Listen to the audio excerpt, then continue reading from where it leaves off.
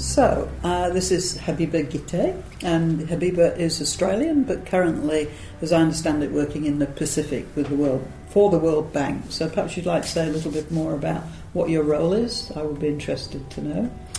Thank you, Jean. I started actually on adaptation 2 decades ago, in early 90s. And 5 years ago, I got the opportunity of taking up a position in the World Bank on really integrating adaptation into development. It's a very different challenge from when you do research on adaptation, when you write IPCC reports. So essentially, that's what I do. I work across different parts of the world, Pacific being one, and really try to come up with ideas working with the governments on how do we put adaptation as part of the development agenda. So, most recently then, if you look back over the last 3-4 months, what kind of things have you been doing in adaptation and where have you been doing it? Now, for 3 or 4 months, that's a long time. Okay. 3 or 4 weeks if you prefer. Well, one of the exciting things has been that we've actually got one of the programs that is focused on the Pacific through to the next stage. So we have essentially about $1 billion around the world for adaptation, and Pacific is one of the regions, along with the Caribbean, where we are getting about, say, $60 to $100 million to work on adaptation. So we've now started the next stage of that work, so it's really exciting because it's sort of not just planning, but starting to think about what can we do on the ground. So you're actually the third person I've interviewed who's doing some work in the Pacific Basin, and I've asked each of them what they think is the main challenge. And one of them talked about water shortages, and the other one talked about diarrheal diseases. So they're very different answers when I said, what do you think is the main adaptation challenge? So could I ask you to say what you think is maybe the main adaptation challenge in the region where you're working?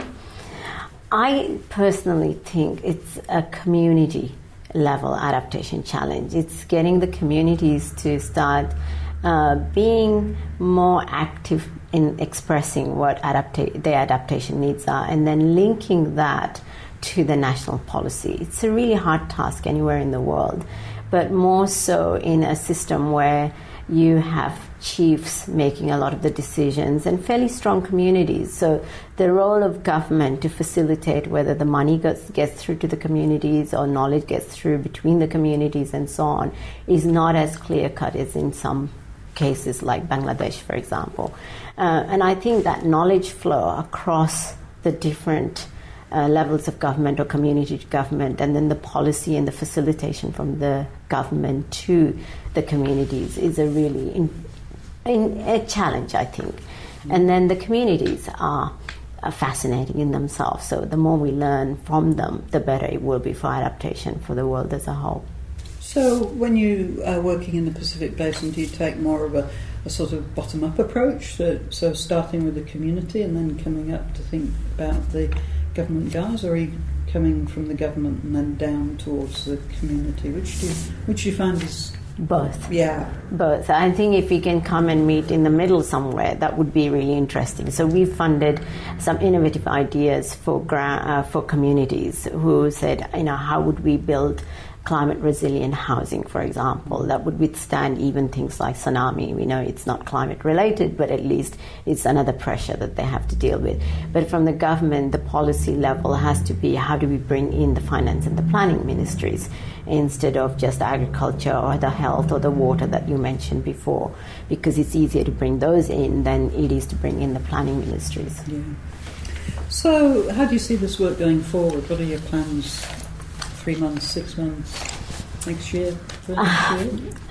My wish, I guess, to see at the national level to really move forward in terms of the work in Samoa, in Solomon's, that at least I'd be involved in directly, but also at the regional level, really work out how do we work with the regional institutions which can have a facilitating role, and then the different donors. So really build in the partnership at different levels and break some of the, I wouldn't say barriers, but some of the tensions, and then start working more collectively together.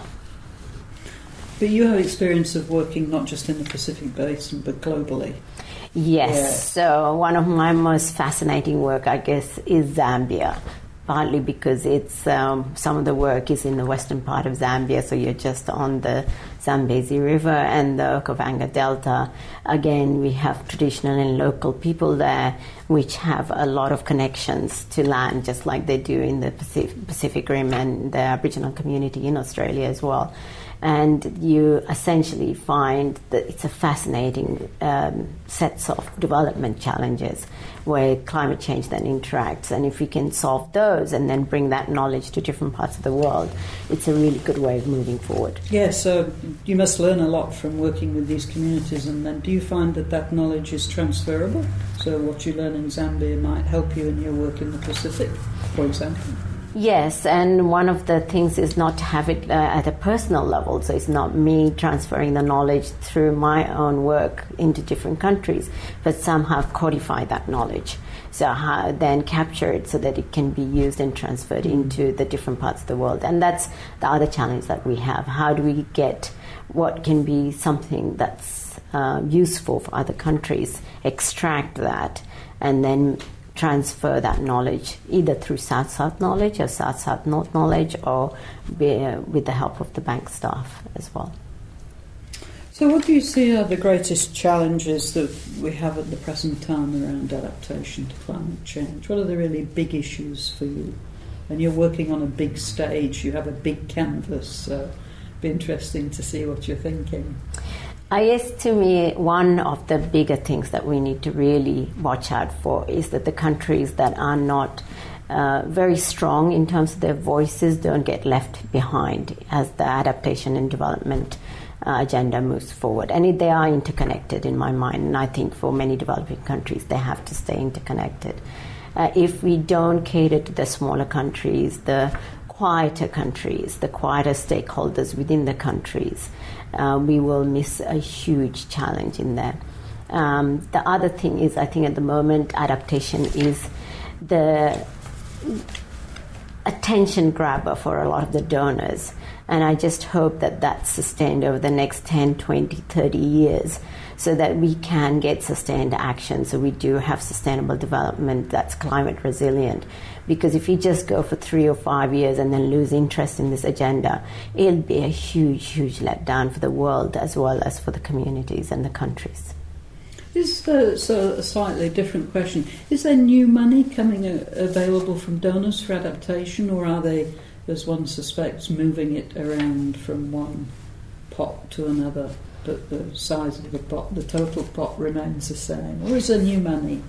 That's a hard question to ask, because you can always make up numbers on a piece of paper. Well, right? That's true. But I think truly some countries, including Australia, but also the Scandinavian countries, are making an effort to not just recycle money. It is new money that's coming in for adaptation. What we do need to do is make sure that it's used as effectively as possible. So it's not replicating efforts by other donors, but somehow there's some coherency and cooperation and collaboration from the donors. So as the new money or whatever pot of money is coming in for adaptation, it's being used to move the agenda forward. Yeah.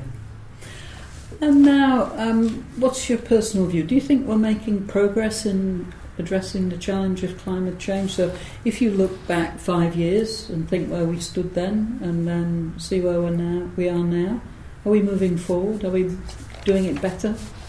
Oh, 5 years is a nice time frame to look at, partly because that's how long I've almost been in the World Bank as well.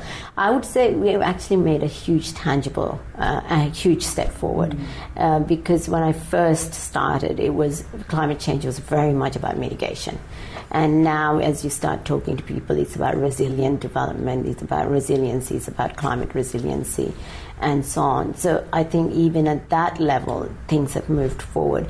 We've worked with different stakeholders, whether they youth or whether civil society, but parliamentarians, because the more understanding and knowledge you have about the adaptation challenges and the development connection, I think the more progress that we'll make. I don't think it's any one organization, any one individual, or any one country that has to move.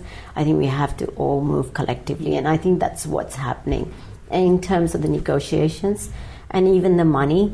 Admittedly, adaptation still is the poorer sister, if I may say. So we do need to stay focused on that. And I think if we sort of start thinking about the links between the different pressures, development pressures, different drivers that many countries face, then maybe that small amount of money can in fact have a larger impact, because it's the seed money in many cases, it's the glue money. Yeah. Thank you very much, Habiba. Thank you. Very interesting.